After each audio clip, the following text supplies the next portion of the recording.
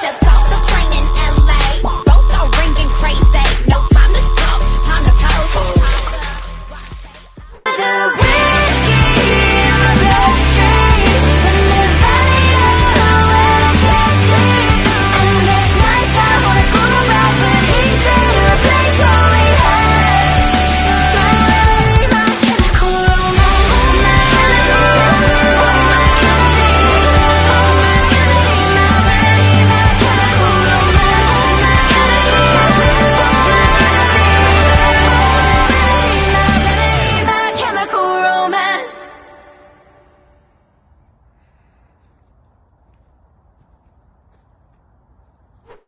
What is pussy poppin', you beautiful humans? My name is Ariane Andrew. I'm Matt Dillon, and welcome to another piping hot episode of Sipping the Tea, where we what, mommies? Where we sip the tea and our guests spill that tea.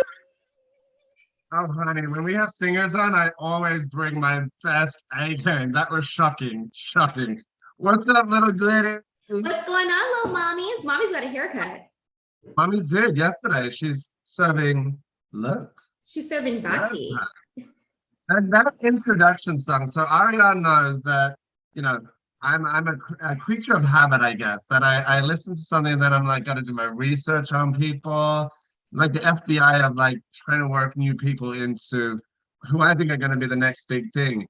This young woman here, Rory, that was My Chemical Romance. I love a moment like that, and I'm so freaking excited that you're here. Thank you, Rory, for joining us. Thank you very much for having me and for the very, very lovely words. Oh, Yes. I mean it. You are a superstar. They just don't know it yet, honey. Yes. When Matt finds someone, he's like, oh, this one's it right here. This one's gonna be the next big thing. So without further ado, girl, though I do want to dive in because I want our audience and listeners to hear more about you. But let's just backtrack a little bit. 2020 was a crazy year for everybody across the world. And looking back in 2020, what are some positive takeaways that you got with your career and personally? 2020 was a transformational year for me, some good, some bad, in terms of personal life and career. Sorry, let me just mute my phone, very unprofessional. Hello, this is how we roll it. At the beginning of 2020, I was living at my friend's house in their spare room. I'd been there for just over a year. And I was there after a messy breakup, and I just recently got sober, and they basically took me into their little family. They're this amazing married couple. They've got 2 kids, and they were like, we're just going to look after you. We're going to make you better. So I'd been there for a year, and it was really amazing for me it's kind of the first time I felt like I had a stable home, and realizing how important that was. But when the pandemic hit, and when I wasn't able to go and songwrite, because my kind of day job, I'll tell you a bit more about that later, but it's songwriting for others and songwriting a lot of dance music.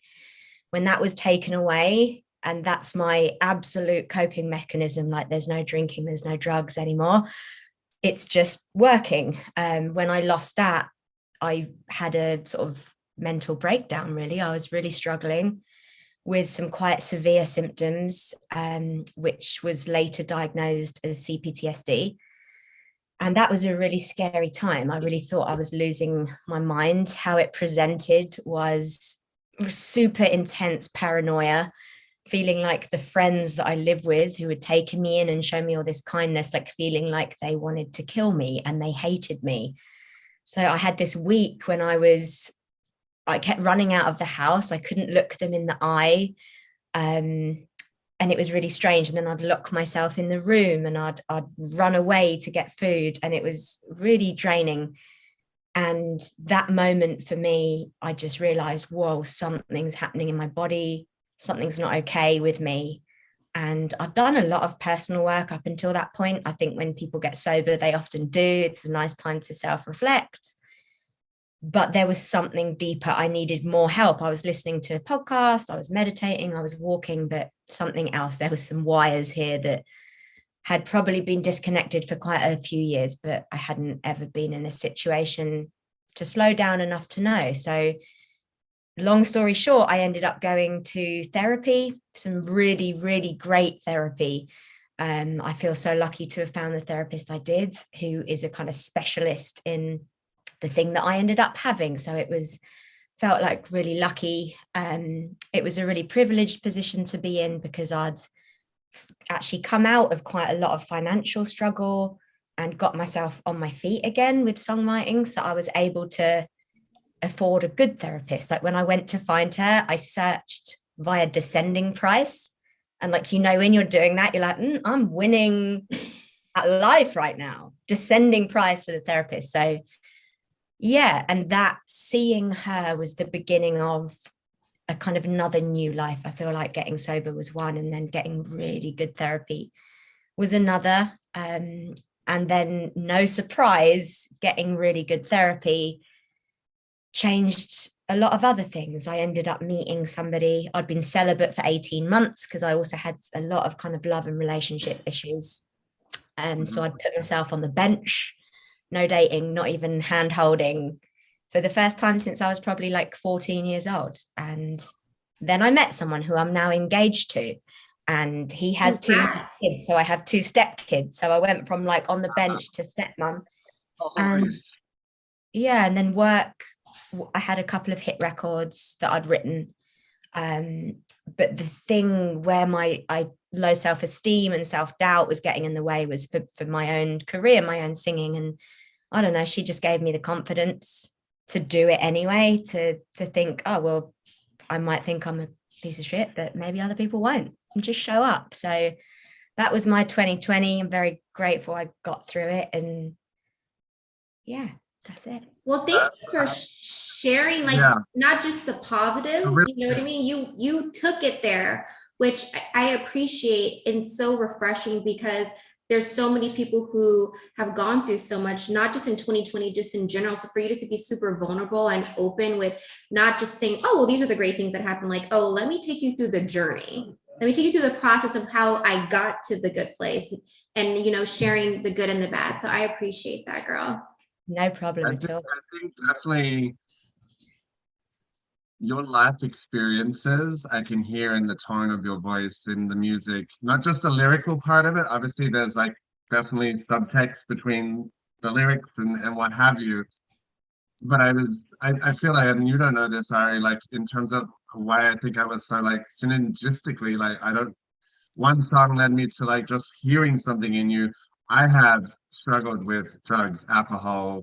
I lost somebody very close to me recently, and it was all this thing. And reading your story, I was like, holy shit, like this is somebody, and I can hear that in your voice when you sing, that you take that power. And it's like, you know, maybe it's not the first time, the second time, but this being able to talk to a therapist that really kind of, now look at where you are. And I'm sure it's still going to be this journey of evolution. But can we go back to kind of what I see looking in as the loss of your mother, like the loss of like family and what have you, that kind of led you down that path initially? Because how did that, because I really hear that in the music. It's like so prevalent. Yeah, I'm sad. That is my genre, sad. If you're ready to I'm cry. I'm sad too. I'm trying to hold it back. Everybody is really sad. Sadness is so welcome. I love sadness. Sadness is beautiful. And it's okay to be so, I think. I'm okay too. 100%. And thank you for sharing that. It makes me feel really warm, and I wish I could give you a hug past the transatlantic. We will one day. But yeah, I think the story, I was like, holy shit, like nobody's alone. Exactly. We're connected.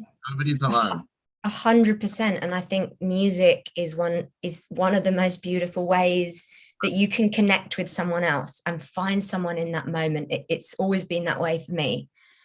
I guess, yeah, when my mum died, that was obviously life-changing event, but it was very complicated for me because we had a difficult relationship. My mum was wonderful, loving, kind, and warm, and I was a teenager, and I hated that. I was like, get away from me. I hope that you die. Don't talk to me. And then when she got ill, I found it incredibly difficult because I'd pushed her away for so many years. I did not know how to pull close to her when she was dying. And she was dying for 3 years. It was the 3 years when I was at university, and I stayed away. And even when I went home, it was very awkward. We never spoke about it. I came from quite a dysfunctional family on the emotional side of things. Materially, I was always very taken care of. Yeah. Can relate to that for sure. Yeah. And I didn't know how to have an emotion. I had such walls. I was this like power teenager. No one's going to mess with me. In fact, I kept that persona for many years after. And yeah, it makes me really sad, because if I'd have gone through that now, I would have been with her. I would have been loving. We would have had so many conversations, but I'll never get that chance. And that's something that I've carried the weight and the guilt of that with me for a long time. But when she was ill in her final 2 weeks, I did go home. I was there for that 2 weeks, and she was in and out of consciousness. It was very, very hard for someone who can't deal with emotions at that time to see. But one day I went in and I kind of sat with my guitar, which I couldn't really play, but I like to pretend. And I was just kind of singing something. And I didn't know at this point I was a songwriter. I was just a kid who'd had piano lessons, and there was a guitar in the house. I just kind of sung something, and I was able to express something in my voice that I couldn't say to her. And then I put the guitar down and I was able to say, I'm really going to miss you. Seems like such a simple thing to say to someone when they're dying, but when you're as emotionally repressed as I was, saying I'm going to miss you, it's like ripping it out of my soul. And that's something I'm so glad I was able to say, because it felt like saying goodbye.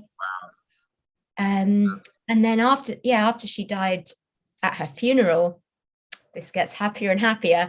And that was actually the first time that I sung in public, because I wanted to sing for her, and my brother played the guitar, and I sung Let It Be.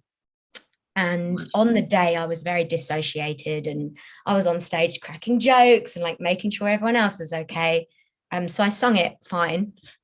Didn't cry at all in the funeral, and then just got really drunk. But that moment, that connection to music being the only release that I had for a pain that I just was not ready to feel. Music was there. And one of the first songs I ever wrote was about her. It was called Late. And that song started a kind of 10-year music career, of which many years was an absolute mess.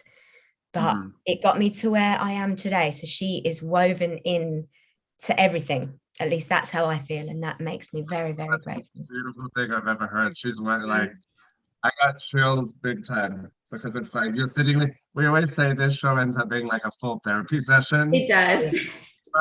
But reading your bio that they sent over, I was like, holy shit, this is going to be uplifting, but also like real shit. Because it's, we wrap our package in fluff and happiness, but I was like, sometimes real shit is just admitting that life is not easy, and life is, but that she's interwoven into the storyline of your career, and she's still here. I'm like, my God, she would be so proud of where you're sitting right now, because I honestly look at you and just looking at Ari, the messaging, the music, it's all like there for people to, to really take in. And I'm like, it's more people like you should be in the, should be there to share, because a lot of people don't share shit. Yeah, everyone just shares most of the time people share the good side, just like with social media. It's like, let me show you my best life, and let me show you my best lie instead of my best life, so I think it's so important that you're sharing your story, just especially something like how tragedy turned into beauty. It's like how you can make something beautiful from something that you're like, oh, how do I get over this? And I think that that's super important. I kind of want to go back a little bit because I know we had touched on like mental health and you getting sober. And I guess just kind of walk us through that journey because I'm also someone who deals with mental health. I see a therapist. I'm diagnosed with ADHD, depression, anxiety. And I know, in the past, it's been something super hard for people to talk about because it's one of those type of things that you're weird or you're not okay or something's wrong with you if you do struggle with mental health. So I guess just kind of walk our audience and, our listeners and our viewers through your journey and how you were able to get on the other side. What was that part of you to become sober? What was that part of you to be like, you know what? I got to work this out. Because most people are not even aware, it's kind of like you do hide your pain and stuff with other things, whether it's drugs, alcohol, shopping, whatever the case is. So I would love to just kind of hear your journey and how you got through things.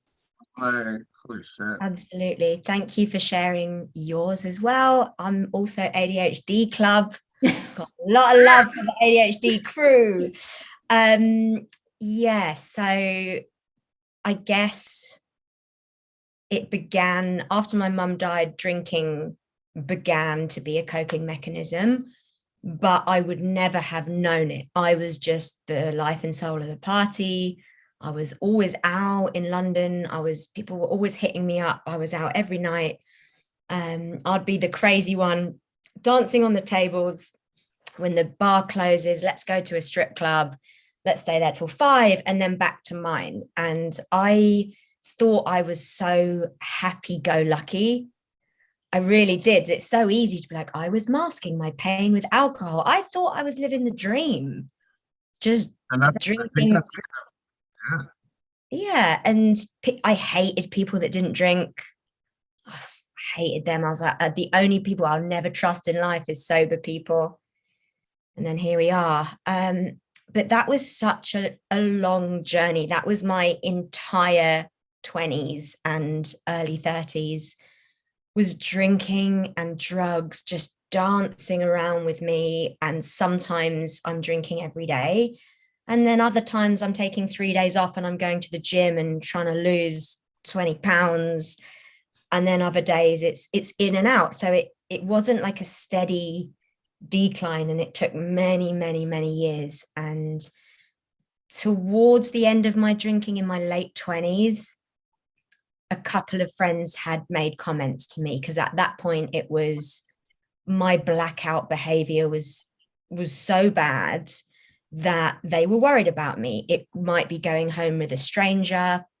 It might be I've invited homeless people to come and sleep at my house, which I thought was a really nice thing, but potentially not the safest. Going to strangers for after parties, taking drugs off people that I didn't know, getting in fights, being rude to people, losing all of my things, sleeping on a street. So they could see this chaos, and a couple of them said, what would life be like if you didn't drink? And it made me so angry. I was like, don't judge me, like I'm doing amazing. I wasn't ready to hear it. And I think that's the main thing. You have to realize on your own, because part of being an alcoholic or even ADHD or just the type of person I was, I'm stubborn. I don't like to be told. Yeah. There's a lot of similarities between the three of us sitting here, definitely. Not just some on the ADHD side. Definitely drug use for me has always been a battle and something that I'm on the other side of now, but it's definitely something. Just hearing you say, I'm like are you friends now with those people that try to alert you? Like, are they in your life still, or is it because I was like I remember somebody told me once, like, you would be so much better if you didn't do this, and I was like, go fuck yourself. That's what I said too. But I was like, one of them is, but friendship's a whole different thing. Because when I was drinking, I had 50 friends, and now I'm sober, I have like 3, maybe 2. The best people good. Are on this hand. I mean, the rest are like buying the tickets. So, the rest are acquaintances. Yeah. I take 3, then you don't have to wait. Yeah, 3 is a good number. But yeah, then I guess just to skip forward to actually getting sober, it was in 2018 and I was living in Amsterdam. I was dating someone who was 11 years younger than me. And that was a bit of a pattern. I was getting older, but I was dating younger and younger and younger. And part of that for me was I didn't want to grow up. I was trapped at 22 when my mum died. So I just kept living like I was a student when all my other peers were settling down and having kids, and I wasn't. I was still in the clubs. And I'd been with this guy for 2.5 years, and he drank a lot as well. And this was when drinking was every night, and every night to blackout as well. So it was nasty. I was forgetting things and posting things on social media, screaming at him, being sick. It was not good. And then in 2018, I was like, I need to get fit and healthy. I need to lose weight. It began as a vanity project. So I was like, right, I'm going to do it. I need to start working out because I want to have a six-pack on my Insta. And I reached out to this guy. I was kind of working around music, not really songwriting or singing, but around in management and going out to clubs. Yep. And there was this guy he's a big radio plugger. And he's really inspirational. He's called George Hess. He has a Instagram called NYC Fit Fam. Him and his wife are like super fit. And I just reached out to him and I was like, hey, George, I'm looking to get into fitness. Could you meet me for a coffee? He was over in Amsterdam. He said, yeah, sure. So he came and met me. So I thought I was going to find out, like, give me the tips on how to lose weight and make everyone jealous of my body. And he ended up telling me about his sobriety story. And he kind of cried in front of me, which I found that weird because I hadn't realized humans are meant to do that yet. But it's something went in and I was like, oh, cool. Like, I'm really glad sobriety worked out for you. Like, I'm not an alcoholic, but good for you. But he planted a seed in my head that just grew from that day. I think that was March 2018. And I tried to cut down on drinking on my own. And I did quite well because ADHD, hyperfocus, I'm now losing weight. And until I have a six-pack, I will not be happy. So I was able to like severely limit food and drink in not a very healthy way. But I kept falling back.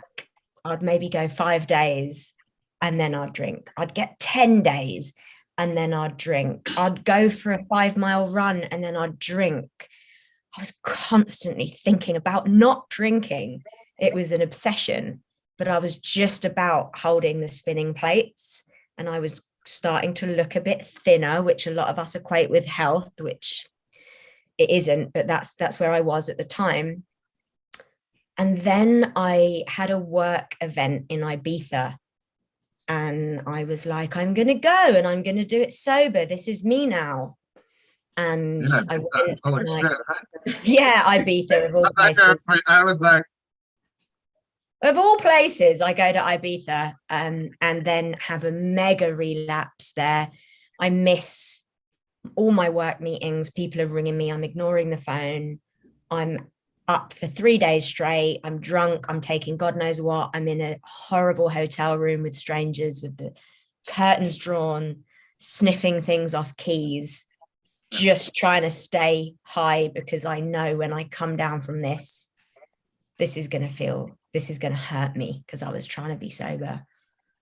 So I kept drinking. Even when I went back to Amsterdam, I drank at the airport. I drank on the plane. I turned up to my ex-boyfriend's house just stinking of tequila, and you just tell when someone's been out for 3 days and they've been up to God knows what. And that was it. That was the moment. I'd hurt myself too much. I'd hurt him. I cheated on him on that trip as well. And I'd done that so many times, and I'm ashamed to admit that because that was something in my family. That was something my dad did a lot. He had a lot of affairs and I hated him for it. And then here I am cheating on everyone I've ever dated. And that was it. That was my moment. I was like, I cannot go on like this. So the next day I went to my first recovery meeting. And that was it. That was 3 years ago, just over 3 years ago, and I've been sober since then. So, Girl, that is a That's story. real, Yeah, and real I shit. think, Real shit. but I think that's so impressive because my dad suffered from alcoholism, was addicted to crack, and I think that that's so dope when someone's able to come back and do it for themselves, but B, able to do it kind of by themselves and have that epiphany, not without being forced and someone being like, you need to do this. I think that that's super brave, and I think that that's super commendable because most people can't just wake up one day and say, I need to do this. It takes something tragic happening or like family forcing you to do something. So, girl, kudos to you. For real. Yeah. And I'm sorry that you went through that with your dad. I mean, the thing I is, know that's brutal. he really wasn't around. So I wasn't there for like the horrible parts. I did experience the alcohol part, and I could see like the anger and the stuff like that. But it's to see him now, he's like a completely different person. It's crazy. Like so just different. And I think He's a that's special beautiful. character. Yeah. He's so special. And we bonded over, your dad and I, we sat in her garage one Christmas, and he was the first person that talked to me because I was battling my own shit with coke and a bunch of other nonsense. And he was like, you don't need to do none of that. He goes, you're too freaking loud already. He goes, you're too. And it was only recently when I lost somebody that I really cared for to an overdose and a heart attack that I was like, actually, I don't need to do this anymore. And I'm going to do therapy and go to meetings and actually, but it took me, it's listening to your story, Rory, and hearing our, like, everyone's timeline is so different. So, but I wouldn't change because I don't believe in going back to say, oh, I would change everything if I could. So I pose that question to you, knowing your depth of, would you change anything? It's a big fucking question, I know. Yeah. It's a big question because I know I couldn't change anything because I wouldn't be the person I am today if I didn't lose people, if I didn't have those 3-night benders and walking down I the don't know if corridor I'd and change people any of those. We learn a lot on those. I mean, trust me. And then you think nobody can tell that you've been. I was like, nobody can tell. Nobody can tell. I was like, I know. everybody. You're like on the train and you haven't slept, and people are in suits. It's the worst. Yeah. I don't know. It's a hard question for me because I feel like I carry a lot of self-hatred. It very often masquerades as self-deprecating humor, but it's self-hatred. I see that on your Instagram. It's always there. I have to be careful sometimes that it doesn't cross too much. I'm trying to be nicer to myself, but it's hard. And when you carry that weight around of like, I'm so late, I've made so many mistakes, I've hurt so many people, it's really difficult for me to say, I don't think I would change anything. I'm happy-ish where I am now. I feel like I have a second chance. I'm understanding what it means to work hard, what it means to feel, to cry, to love someone, really. But I probably would, if I could change one thing, it would be that I was at home with my mum when she was ill.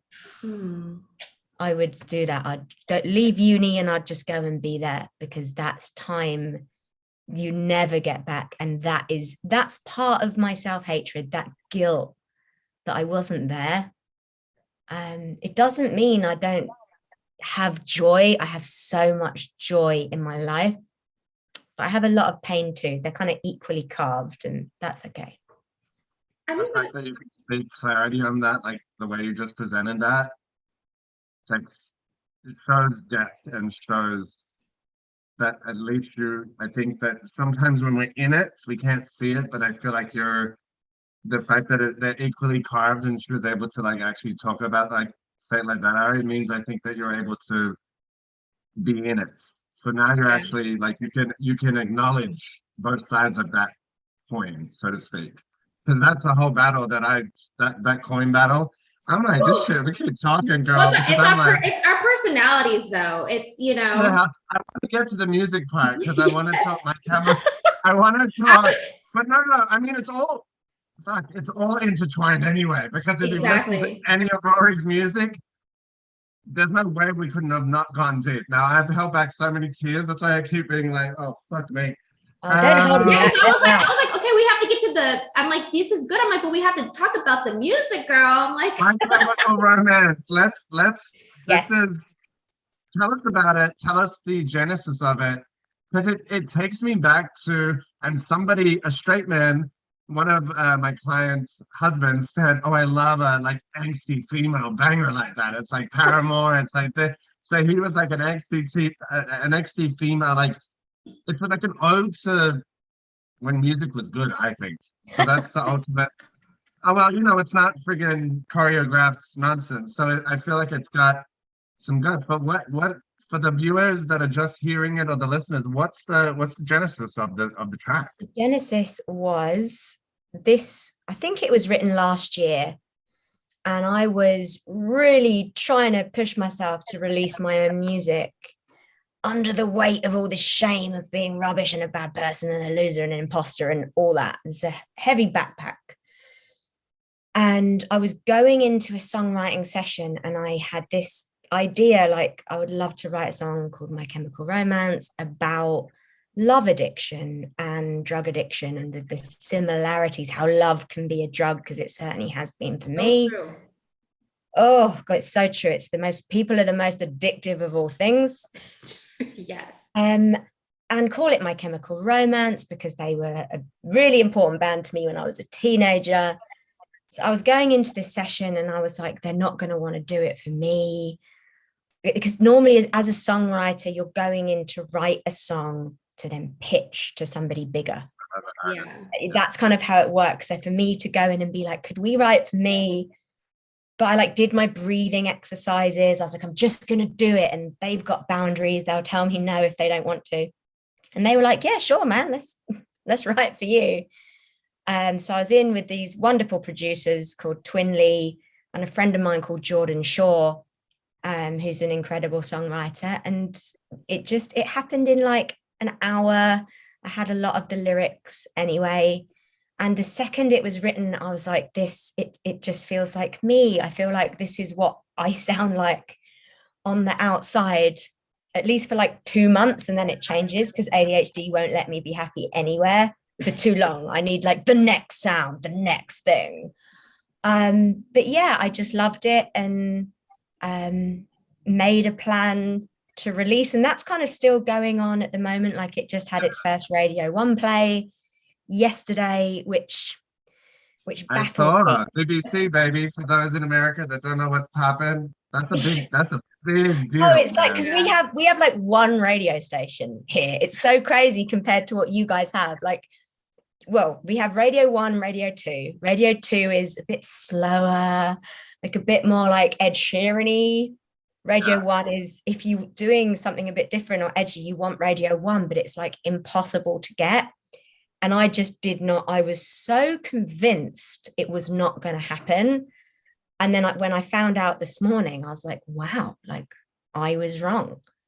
And it made me think something quite interesting, actually, which is maybe useful to share. But when I first got sober, I went through a real like positive thinking phase. A lot of people do. You get super happy and go a bit woo woo. And I was like constantly like grinning and like, oh my God, the universe. And it was actually like I guess a bit toxic positivity. So I was stuck in this like always happy, always the positive, move on. How do we see the good in this? And actually over the last few months, like since a lot of therapy, since like integrating a lot of the pain, I don't have as much access to that. It doesn't mean I don't have some like wild narcissistic dreams about winning Grammys. Occasionally I do, but then I also have really low moments of just, I don't think I'm good enough. I'm so scared to put myself out there in case they don't like me. And yeah, if I was manifesting anything, it was that it wasn't going to happen. And it happened anyway. And that really made me smile because I was like, oh, I showed up. I showed up with all of my baggage, my low self-esteem, everything. and it still happened. So like the most important bit is just showing up and don't worry about your mood. I always say that one of the key ingredients, I mean, if there was a key ingredient to success, because a lot of successful people have some similar stories or similar things that they've done, I always say is just showing up, and especially when you don't want to, that's when I feel like that's when it really counts. I mean, maybe not showing up at 100, but if you just even show up at 20, already right there, you're already steps ahead, because it's so much easier to just be like, yeah, there's people that don't even give the 20. So if you're ahead on 20, that means you can go to 30 and 40. Like you can, it's like that old adage, like if you can get your ass out of bed at least, then you're one step in the right direction. But honest to God, truthfully, congratulations, because yeah, girl. you deserve that play, and you deserve fucking a whole bunch more. And I know I just have, I don't know, I have an affinity to your music, and now after talking to you, I was like, this is my bitch. I vibe. I'll be a bitch. I was like, yes, honey, yes. Yeah. I'm into this because this is real shit. Because, honey, we put cute packages on honey, but I'm a fucking hot mess. No, but it's the guests too. As of lately, we've had such great guests that all share very similar things when they're talking about, you know, their story and how they got there, their journey, and everyone's story. It's different, but there's a lot of similarities. Like it all kind of intertwines. Yeah. Thing, and it's like somebody transitioned, somebody battled loss, addiction, somebody, you know, so many different things. But if you crux it down, there's levels obviously of that disparity, but there's also like fucking human, like human. We are all flawed. I don't think anybody is unflawed. And if there's some people that present that, I definitely don't want to be in their circle. Exactly. You know what I mean? I prefer raw as fuck to well, you know, let's not. That could be misconstrued. That's a whole nother. That is a soundbite. That's I love that.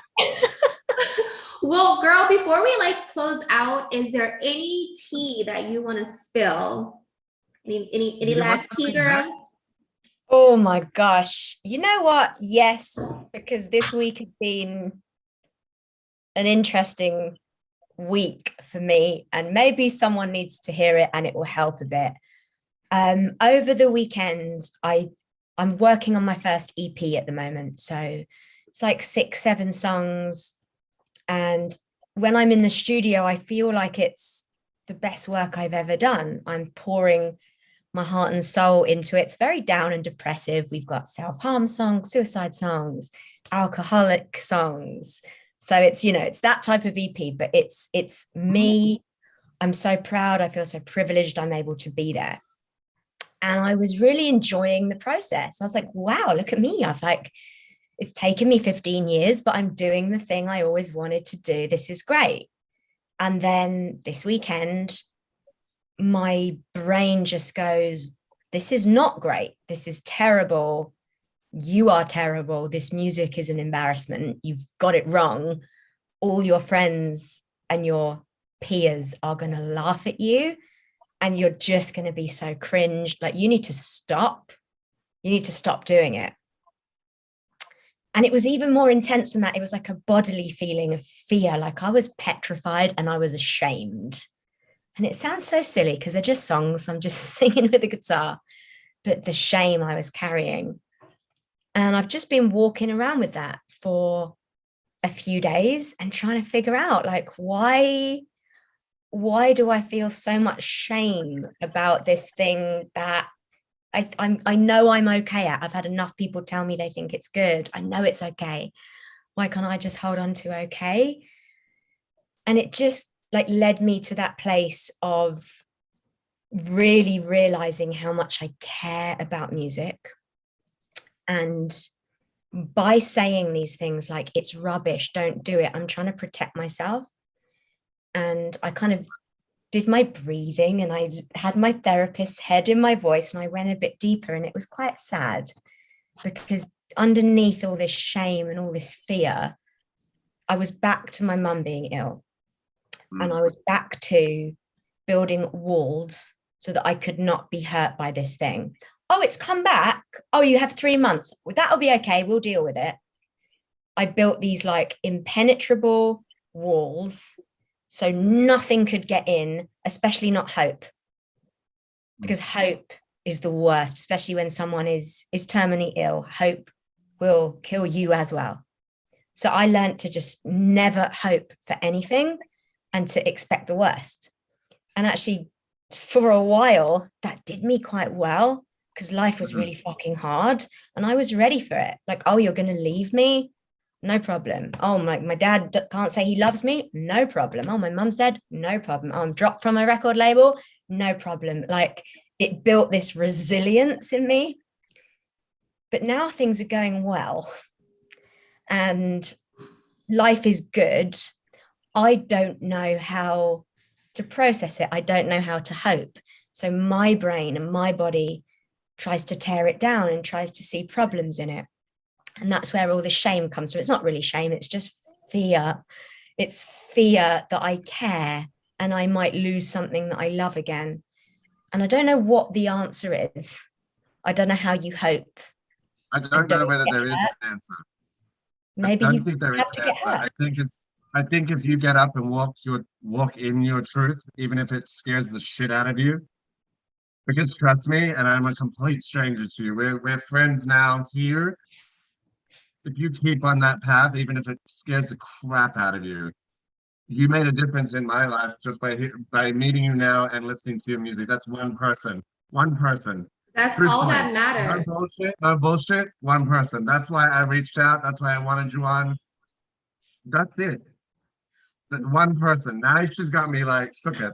No, I keep welling up as well. Woo, This is the thing intense. though about fear. Once you do it, it's gone. Like once think about that's the biggest, I think Will Smith talked about it. Like that's the biggest thing that holds us back is fear because we're already thinking about what bad can happen instead of thinking about, well, why can't I think of how great this can be?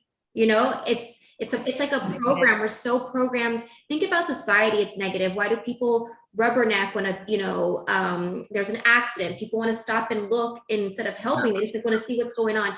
We are so programmed to negativity as society. It doesn't matter what part of the world you're in. And I feel like when you can break that and just push through, because once it happens, it's gone. You know what I mean? So true. And I wish more people knew that. It's so simple. And when you say it like that, I can look back at the last 3 years and go, 3 years ago, I was having a panic attack walking into a songwriting room. That's gone because I did it 50 times. Exactly. Now it's panic attacks about the EP and is Spotify. New panic attacks always come, but you know that you can get over them. And I think you lean into the fear. And something my therapist said, which I just hold very close to my heart, which is about imposter syndrome, which was a big part of what I thought my identity was, that I never fit in, that I'm never good enough. And she said, well, couldn't you reframe it and just think you're always pushing yourself to your limit? You're always out of your comfort zone. And that's where growth happens. Is your imposter syndrome actually your drive in your growth? I was like, yeah, on a good day, I can see it like that. I had to think I was like, yes, yeah, it is. So Yeah. it's all about that reframe. But I'm gonna keep on your ass because I am not gonna get out of bed, do it, get out of bed and do it. Yeah. Because you have two new friends here that we when we meet people and we connect, it's like one of our guests was a musician and Ariane just did a collab with them, for God's sake. So I'm like, strange shit. That's so Weird which shit one? I was happens. listening to Pussyclap today. Oh, it's Bubblegum with Mugletta. So it's so funny because I just started getting into music and just as a hobby because music is girl. It's fucking hard. I commend musicians. They think it's just, no, it's the scary getting in the studio, being around people, the writing process, being like, no, I don't like this. What if people hate the whole thing? I get it. So like, I was like, girl, we should do a collab. It was just like this. It was like this whole vibe. And you know how people say, yeah. And I was thinking like, she's just saying, yeah. But then she sent me the demo And then we legit made it happen with her being across the country. But it was a whole thing. It was a whole thing, and we did it all when we still never even met each other, but we did the whole thing from her being in Berlin, me being here, and like, yeah, it's just crazy. Isn't that amazing? But I love that. I love that you are just walking into music with the attitude that you've obviously taken in other areas in life, and you're just showing up. I know that will work. I can tell you. I've done it. I don't care, because the thing is, even if people are like, it sucks, I feel like it takes a lot of guts to do something, even if it's not good. And I always say this, and I say this to Matt all the time. The worst thing I can ever do is let a dream live at the cemetery. Just if it's not great, who cares? At least I did it, and I'm doing something that I enjoy, regardless if it resonates with people, which most people can't do that. People are quick to say how something sucks, but I'm like, well, would you do it? Do you have the courage? Or do you even have the drive to do it? You know? So it's incredibly brave. And even when you say, if it's not good, in whose eyes and whose ears? Is it numbers? Is it strangers' opinion? Most important is you. If you're like, that absolutely slaps, which it does, then that's it. Like, your job as an artist, when you're writing your songs, your job as an artist is done when you finish that song. Exactly. I showed up. Like, you've done your part. The rest, let's see what the world does with it. But you've done like the hard bit. Are you on TikTok? I did just read. It's a lot. Girl, I feel like that's like a 20. I feel like that's the Gen Z type of.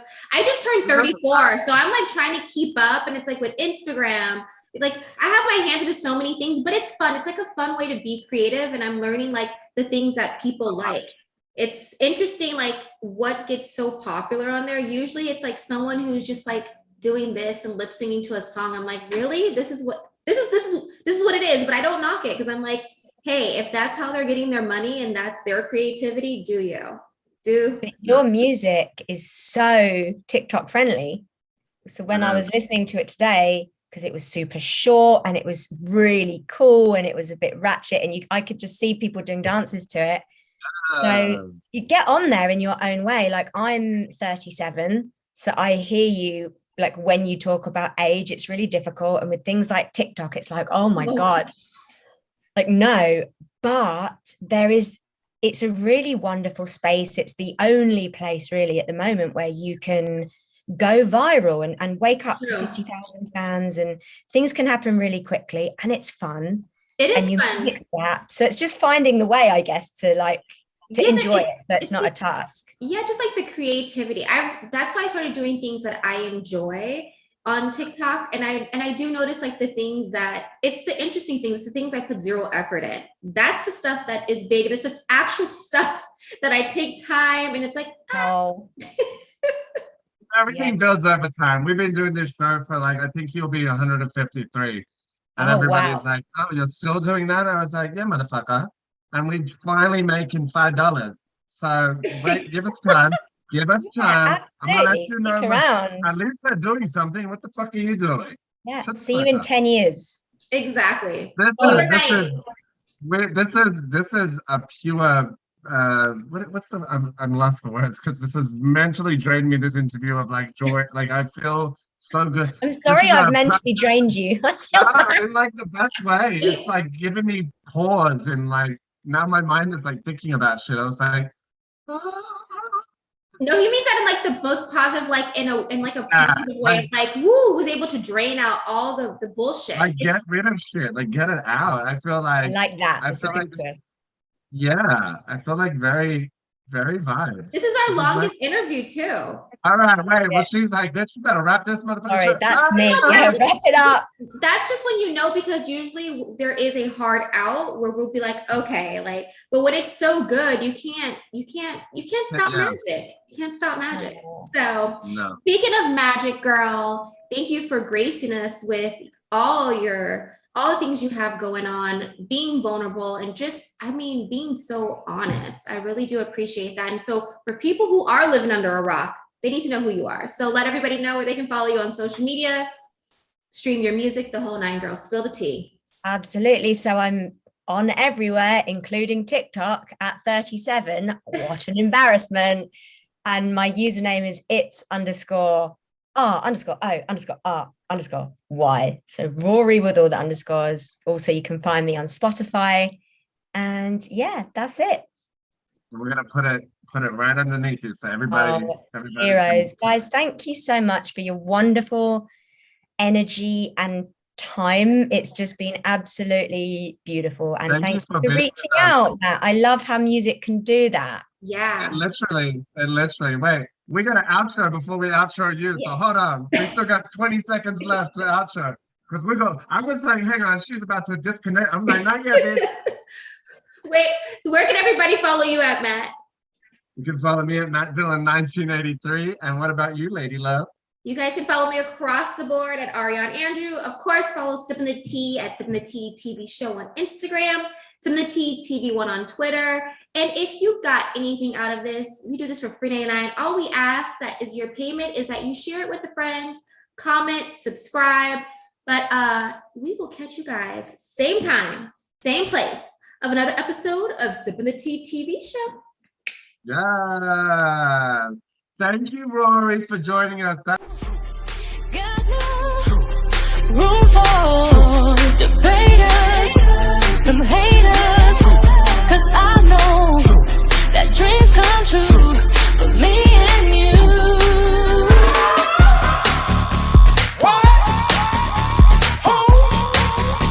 I treat you like a wrong number. Wrong number. Wrong number. Yeah, you got the wrong number. Click.